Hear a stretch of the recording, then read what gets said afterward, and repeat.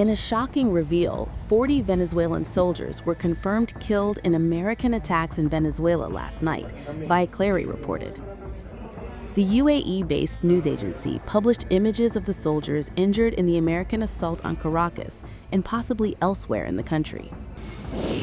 Hospitals across Venezuela are filling with wounded soldiers and civilians after a U.S. strike on Caracas. One video shows a soldier breaking down, saying they barely survived. Hospitals in and around Caracas were overwhelmed within hours of the U.S. attack. Military trucks and civilian cars rushed the injured to emergency rooms as doctors struggled to cope with a sudden influx. Video circulating online shows wounded soldiers lining corridors, some still in uniform, others covered in blood and dust. One video has become a symbol of the night's terror. A Venezuelan soldier, visibly shaken and crying, describes the moment U.S. strikes hit nearby positions. "They could have killed us all," he says, struggling to speak. The clip has spread rapidly, fueling public anger and fear. According to Venezuelan officials cited by the New York Times, at least 40 people were killed in the attack, including both military personnel and civilians. Among the dead was an 80-year-old woman, Rosa Gonzalez, after an airstrike hit a residential apartment building near the Caracas airport, tearing off an exterior wall. U.S. officials say no American troops were killed, though several were injured during the operation to extract Nicolas Maduro. General Dan Kane confirmed U.S. helicopters came under fire, with one aircraft hit but still able to fly. All U.S. aircraft later returned safely. For residents on the ground, the distinction between military and civilian targets blurred in the chaos. Neighbors described explosions before dawn, shattered buildings, and frantic efforts to rescue survivors. One woman from the same strike zone was rushed to hospital and remains in critical condition. As Washington emphasizes operational success, Venezuela is counting its dead and wounded. The images from hospitals, crying soldiers, injured civilians, and grieving families are now shaping a different narrative, one focused less on strategy and more on the human cost of a single night of war. Thank you, Mr. Secretary. Thank you, Mr. President, and good morning. Last night, on the order of the President of the United States and in support of a request from the Department of Justice, as the President said, the United States military conducted an apprehension mission in Caracas, Venezuela, to bring to justice two indicted persons, Nicolas and Cecilia Maduro.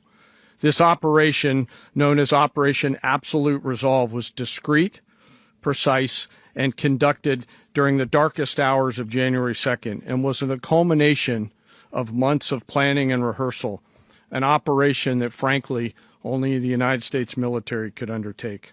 What I'd like to do this morning is talk to you through some of the preparation and the details without compromising any of our tactics, techniques, and procedures. There is always a chance that we'll be tasked to do this type of mission again. Our interagency work began months ago and built on decades of experience of integrating complex air, ground, space, and maritime operations. While the past 2 decades have honed the skills of our special operations forces, this particular mission required every component of our joint force, with soldiers, sailors, airmen, Marines, and Guardians working in unison with our intelligence agency partners and law enforcement teammates in an unprecedented operation.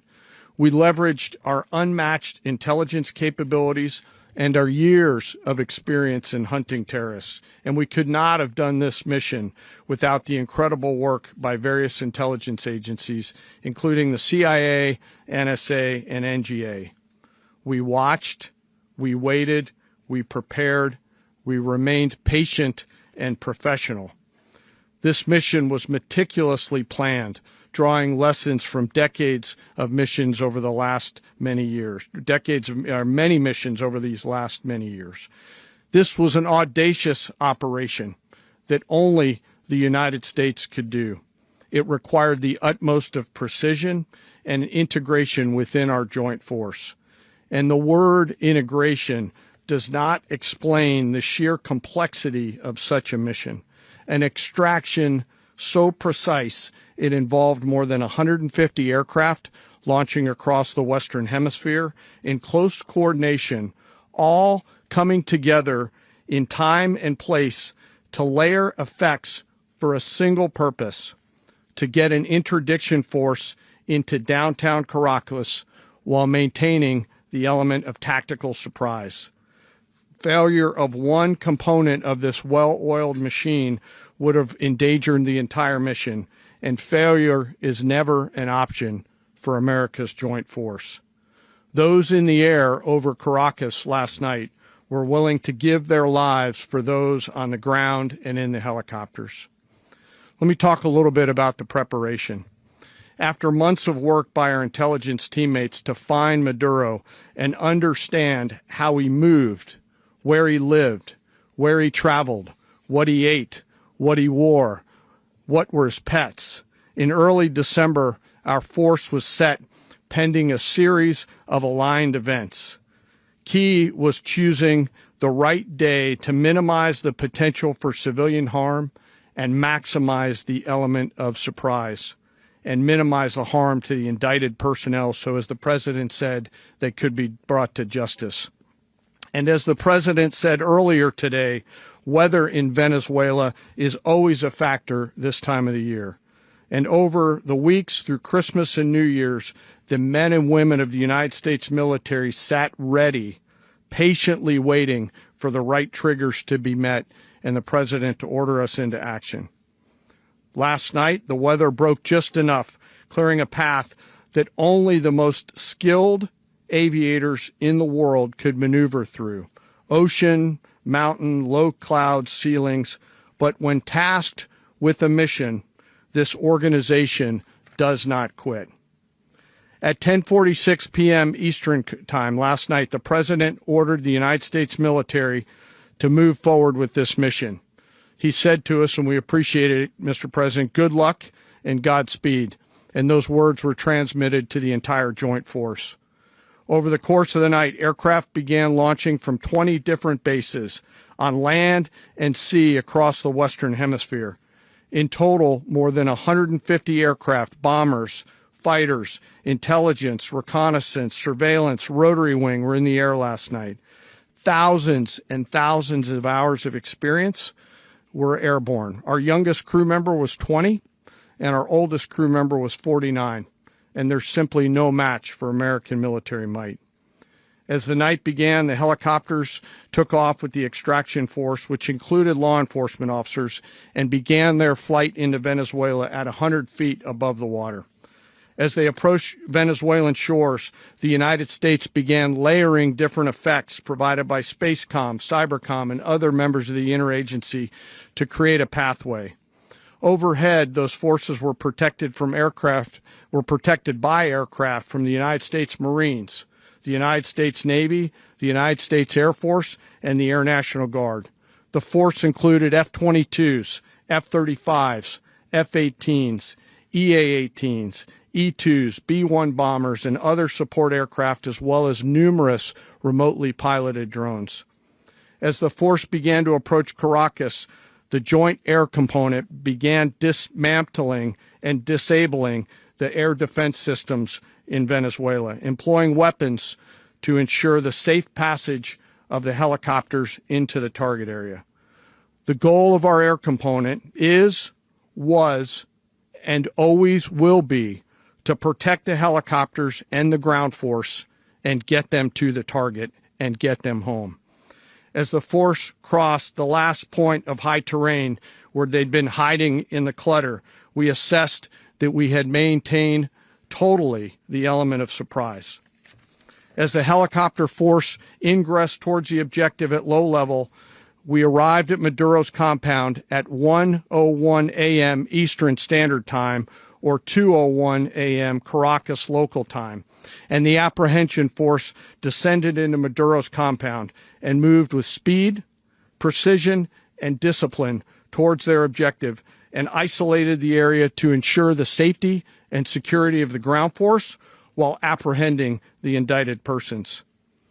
On arrival into the target area, the helicopters came under fire, and they replied with that fire with overwhelming force in self-defense. One of our aircraft was hit but remained flyable, and as the President said earlier today, all of our aircraft came home, and that aircraft remained flyable during the rest of the mission.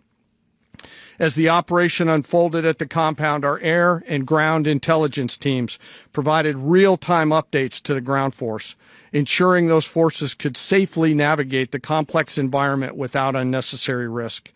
The force remained protected by overhead tactical aviation.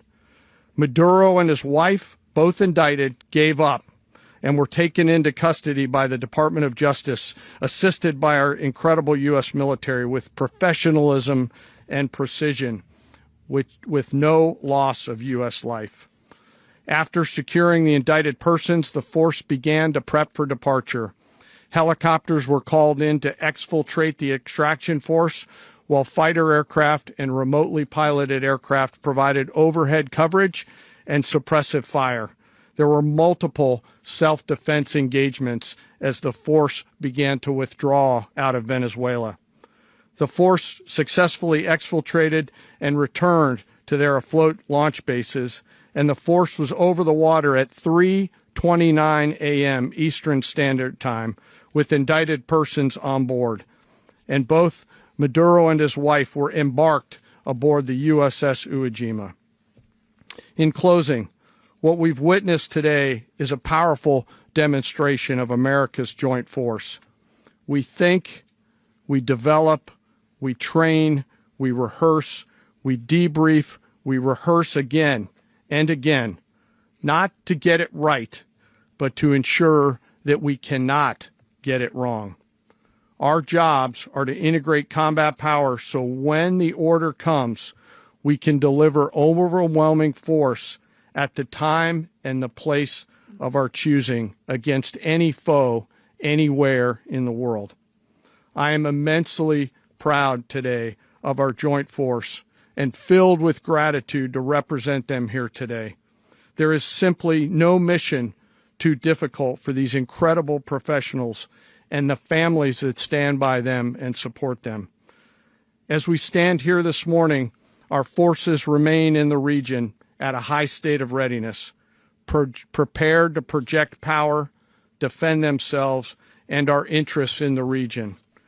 This operation is a testament to the dedication and unwavering commitment to justice and our resolve to hold accountable those who threaten peace and stability.